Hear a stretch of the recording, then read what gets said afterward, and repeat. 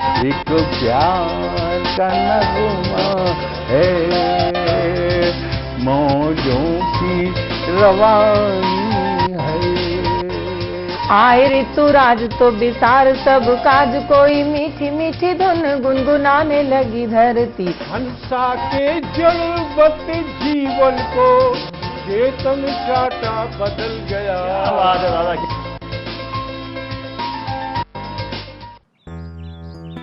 Sir, बिटिया रानी driver के साथ भाग गई। भाग गई? जी, भाग गई। अरे कोई बात नहीं, उसे तो बचपन से भागने का शौक है। सतमोला खाओ, कुछ भी पचाओ।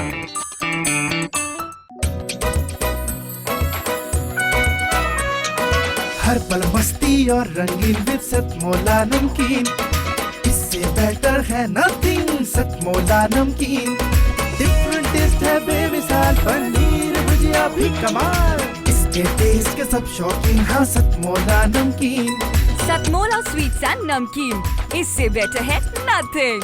हाँ सतमोला नमकीन। सीएम साहब, हमारे 30 विधायक अपोजिशन पार्टी में चले गए। अब आप सीएम नहीं रहे।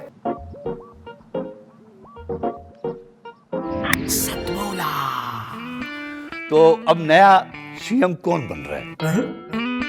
Tell me. सतमोला खाओ, कुछ भी पचाओ। जितना जी में आए खाओ, बस खाते ही खाते जाओ। डरने की क्या बात है जब सतमोला साथ है। टेस्ट है इसका सबसे निराला, हर दिल पर जादू कर डाला। स्वाद स्वाद में जमकर खाया, सतमोला ने खूब बचाया। खाने से डरता है क्या? सतमोला। नमस्कार, सतमोला कवियों की चौपाल में आप सभी का स्वागत है, अभिनंदन है। जैसा कि आप सभी जानते हैं, ये समय लॉकडाउन का चल रहा है। कोरोना संकट ने हम सभी को लॉकडाउन के बीच लाकर रख दिया है। ऐसे में हमारा मन हुआ कि हम सतमोला कवियों की चौपाल के माध्यम से आप तक एक सकारात्मक विचार पहुंचाएं, एक ऐसे व्यक्तित्व को आप तक पहुंचाएं जिसने अपने जीवन में संघर्षों से होते हुए एक ऊंचाइयों को, शिखर को प्राप्त किया है। सतमोला कवियों की चौपाल की प्रस्तुति हम लेकर आपके बीच हाजिर हैं और सतमोला से सतमोला कवियों की चौपाल तक का सफ़र आज हम आपको दिखाएंगे। जिस शख्सियत से हम परिचय कराने जा रहे हैं, आइए एक छोटी सी झलक हम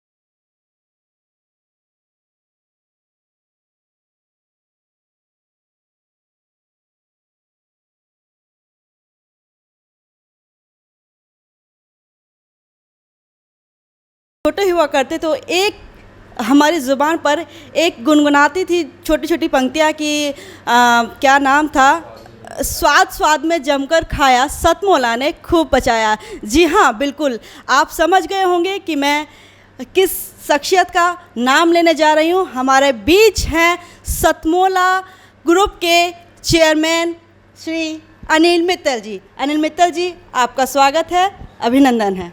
नमस्कार। सतमौला कवियों के चौपाल के सभी दर्शकों को मेरा बहुत बहुत धन्यवाद। और मैं आज धन्यवाद दूंगा कि मुझे आपके सामने आने का मौका मिला। जैसा कि हम सब जानते हैं कि पूरा विश्व आज कोरोना की चपेट में है, तो सबसे पहले मैं भगवान से प्रार्थना करूंगा कि वो हमें आपको इससे लड़ने की ताकत दे और हम सब मिल के इस पर जीत हासिल कर सकें।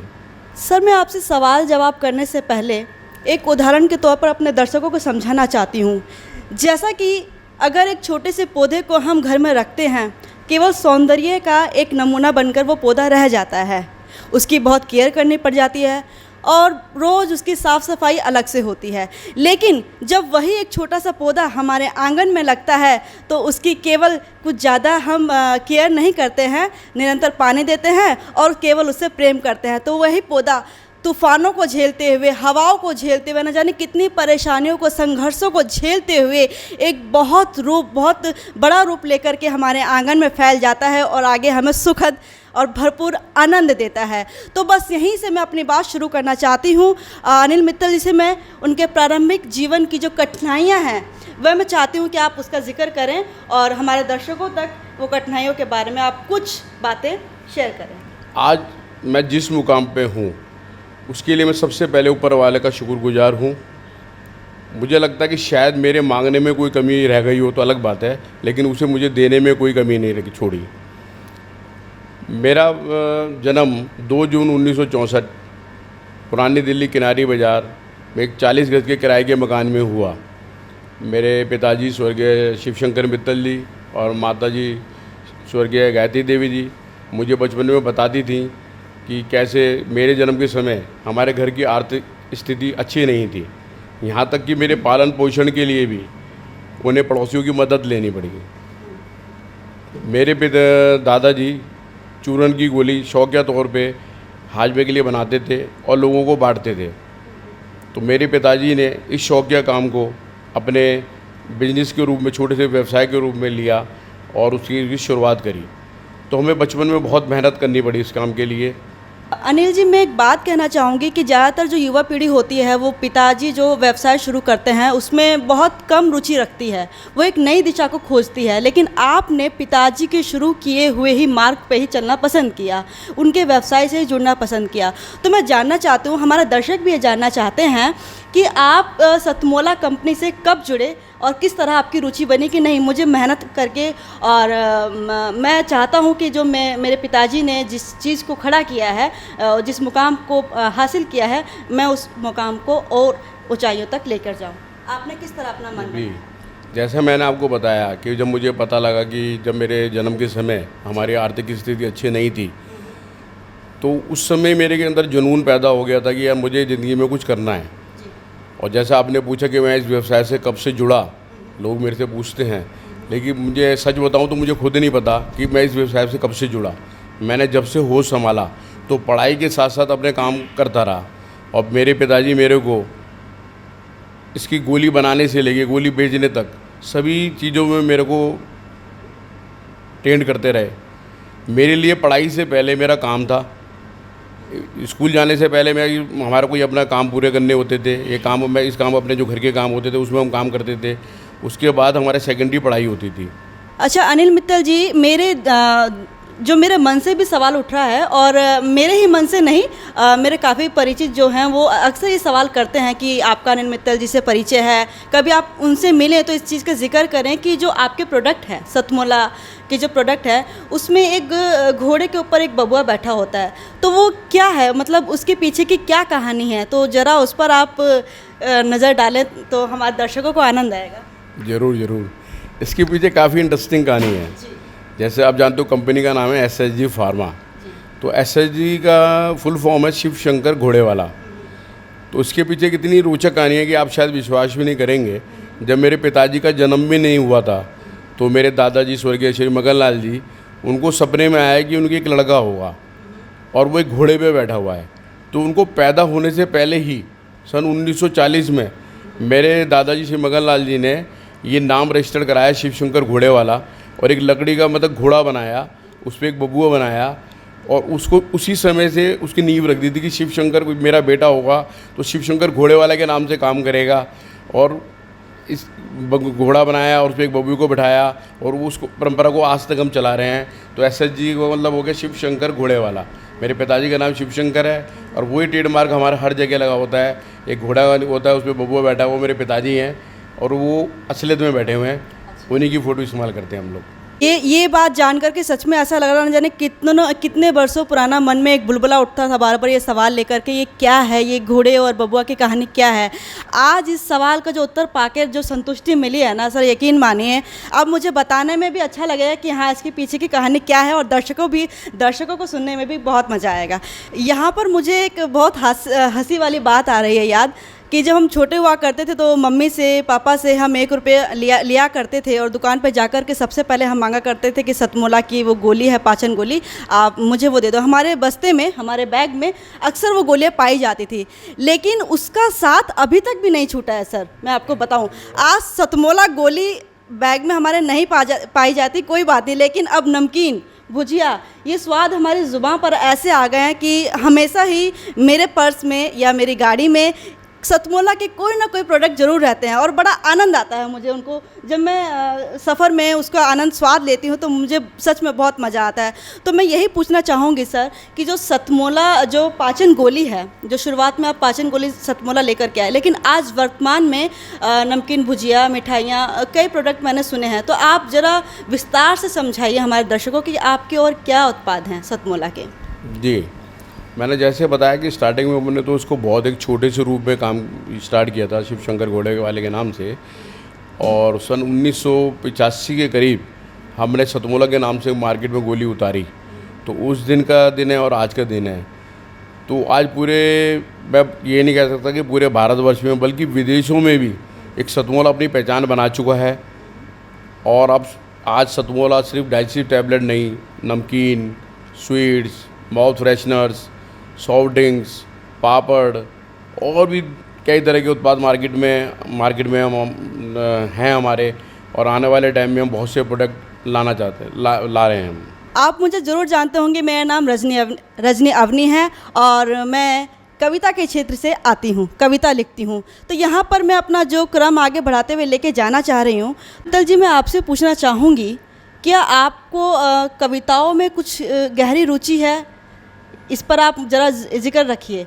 अगर आप कविताओं से रुचि रखते हैं तो सतमोला से, सतमोला कवियों की चौपाल का जो संबंध है, जो जुड़ना है, उस पर ज़रा आप प्रकाश डालिए कि ये किस तरह से आपको लगा कि मुझे सतमोला कवियों की चौपाल से जुड़ना चाहिए। जी, सतमोला कवियों की चौपाल की जो कहानी है वो बहुत इंटरेस्टिंग है। ये बात है 2004 की। 2004 में श्री परवीन आर्य जी और गिरजेश जी मेरे पास आए और बोले, अनिल जी, हम लोग एक चाहते हैं कि एक कवियों का प्रोग्राम करना चाहते हैं जिसमें हम नए उभरते हुए कवियों को मौका देना चाहते हैं। और वो चाहते थे कि मैं एक जमुना पार में केवल आता था CCN केबल के नाम पे, उस पर वो चाहते थे कि मैं उसके अंदर उनकी मदद करूं और उस पर वो प्रसारित करें। और मेरा भी मानना ये है कि जो आज कवि वर्ग, वो बुद्धिजीवी वर्ग है हमारे समाज का, कि अगर उसको हम पूरा प्यार और पूरा प्रोत्साहन नहीं देंगे तो हम इस कला से वंचित हो जाएंगे। आज मुझे लगता है कि जो कवि वर्ग जो हमारे हैं, कवि जो हैं हमारे, उनको वो सम्मान नहीं मिल पाता। तो जब हम लोग उनको अगर साथ नहीं देंगे, उनको मंच नहीं देंगे, तो हम इनको खो देंगे। तो मैंने परवीन जी से कहा कि आप इसे एक छोटे लेवल पे नहीं, एक बड़े लेवल पे लाओ जो पूरा भारतवर्ष इससे फ़ायदा उठा सके। तो परवीन आर्य जी की मेहनत से 15 अगस्त 2004 में हम इसका पहला एपिसोड साधना चैनल पे लाए। तो वहाँ से इसकी शुरुआत, सतमोला कवियों की चौपाल की शुरुआत हुई। जहाँ तक हम किसी भी उद्योगपति की बात करते हैं तो वो उसको बिल्कुल भी समय नहीं मिलता है कि अपने बिजनेस से, अपने व्यापार से किसी और दिशा में नज़र भी रखे। लेकिन आपने जो शुरुआत करी अपने व्यवसाय के साथ साथ, आपने कवियों की चौपाल से भी अपना जो एक महत्वपूर्ण कदम है वो जोड़े रखा। तो मैं यही आपसे जानना चाहती हूँ, जब आप कवियों की चौपाल से जुड़े या कवियों की चौपाल को आपका सहयोग प्राप्त हुआ, तो जब आप उससे जुड़े तो आपको लगा कि ये जो सफ़र है, ये जो सुहाना सफ़र है, ये 16 वर्षों की यात्रा कर लेगा? आपको ऐसा विश्वास था या आपको लगा कि नहीं 1-2 वर्ष की बात होगी, देखूंगा या क्या नहीं था? मतलब किस विश्वास के साथ में आपने इस क्षेत्र में अपना जो है भूमिका रखी और किस तरह से आप इस पर मुझे ज़रा बताएं। हाँ ज़रूर, मैं सच बताऊं तो मेरे को उस समय बिल्कुल भी ऐसा विश्वास या भरोसा नहीं था कि ये कितना लंबा चलेगा। जब हमने स्टार्टिंग करी तो हमने सोचा कि 2-4 एपिसोड आ जाएंगे या 5-6 महीने चला लेंगे, लेकिन बस सब आपके दर्शकों का प्यार और विश्वास से आज हम 16 वर्ष पूरे कर चुके हैं और उसको हम मुझे यकीन ही नहीं होता। आज आप विश्वास नहीं करेंगे, सतमोला कवियों के चौपाल के करीब 25 लाख से भी ज़्यादा दर्शक हैं, जो अपने आप में बहुत बड़ी बात है। और मैं आपको बताना चाहूँगा कि 16 वर्ष में हम लगभग 20,000 से अधिक नए कवियों को इस पर मंच पे मौका दे चुके हैं। और जहाँ तक मुझे याद है कि हम देश के सभी जाने माने कवि भी हमारे मंच पर आगे हमारा सम्मान बढ़ा चुके हैं और करीब अभी तक इसके 607 एपिसोड हम लोग प्रसारित कर चुके हैं। अच्छा अनिल जी, बहुत अच्छा लगा आपके बारे में अभी तक जो मैंने जाना, जो समझा, लेकिन उससे भी ज़्यादा जो मन को जो खुशी मिली है वो ये जानकर खुशी मिली है कि आपकी जो साहित्य के प्रति जो आपका रुचि है ये सच में बहुत ही मिठास देती है।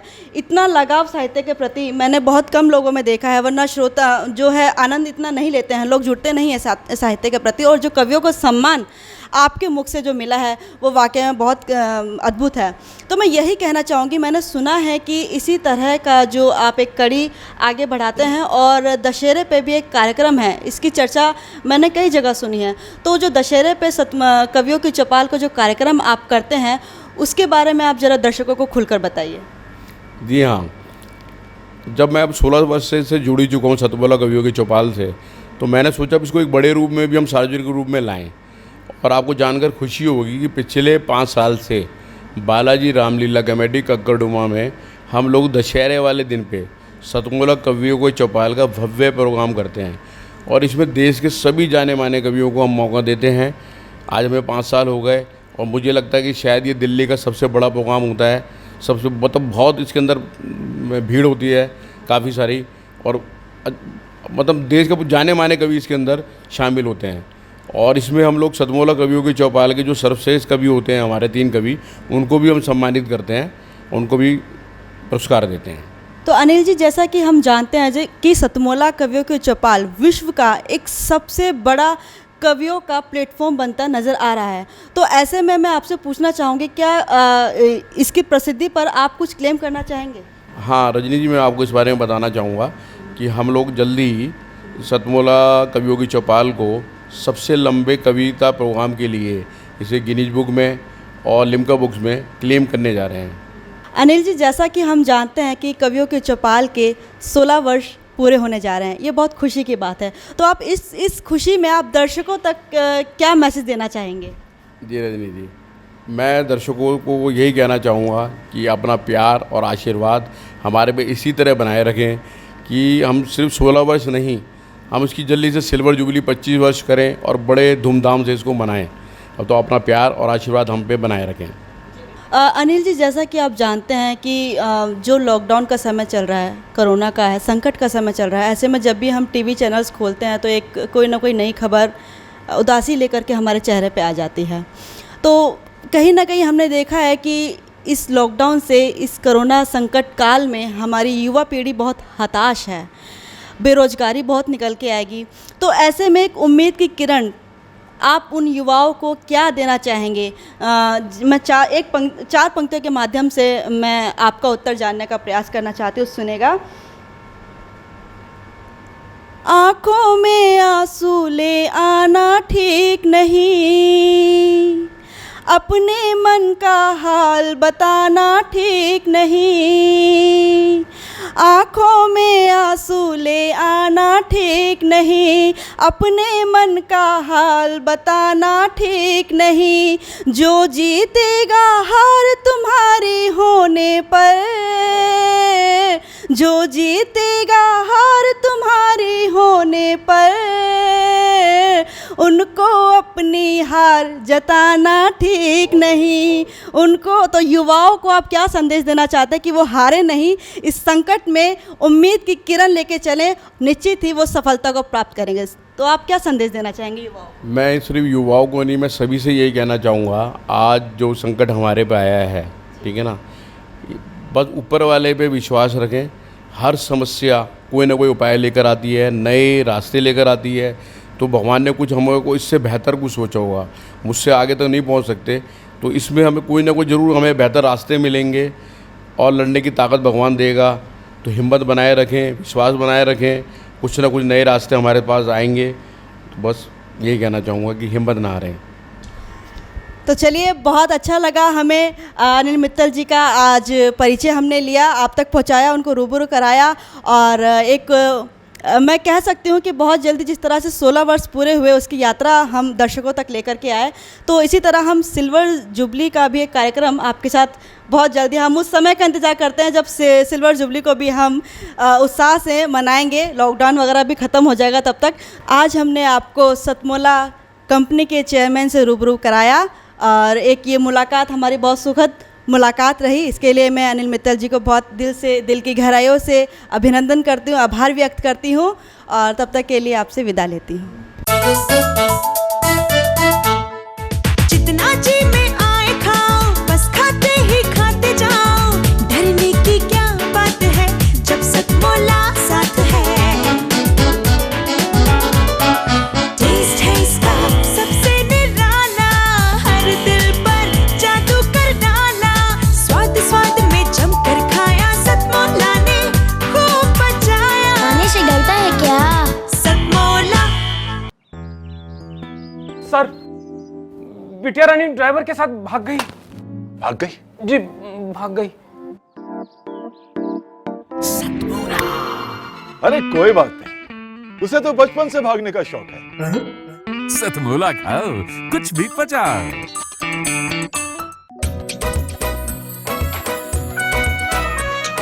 हर पल मस्ती और रंगीन विद सतमोला नमकीन, इससे बेटर है नथिंग। सतमोला नमकीन डिफरेंट टेस्ट है बेमिसाल, पनीर भुजिया भी कमाल, इसके टेस्ट के सब शौकीन। हाँ सतमोला नमकीन, सतमोला स्वीट्स एंड नमकीन, इससे बेटर है नथिंग। हाँ सतमोला नमकीन। सीएम साहब, हमारे 30 विधायक अपोजिशन पार्टी में चले गए। अब आप सीएम नहीं रहे।